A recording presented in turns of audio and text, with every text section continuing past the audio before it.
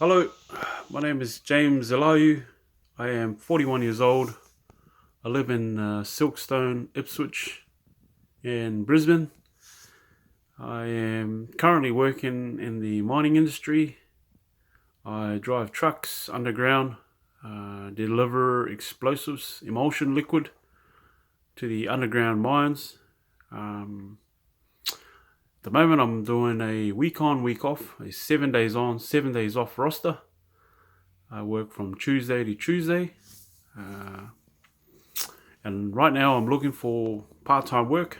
A couple of days, maybe 4 days work every week I'm off.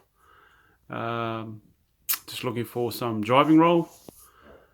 Possibly 1 or 2 day assignments with short notice. I can do forklift driving jobs. I've got my MC license, my dangerous goods, working at heights, my white card, excavator license, and I'll be willing to do labouring sort of trade assistance work.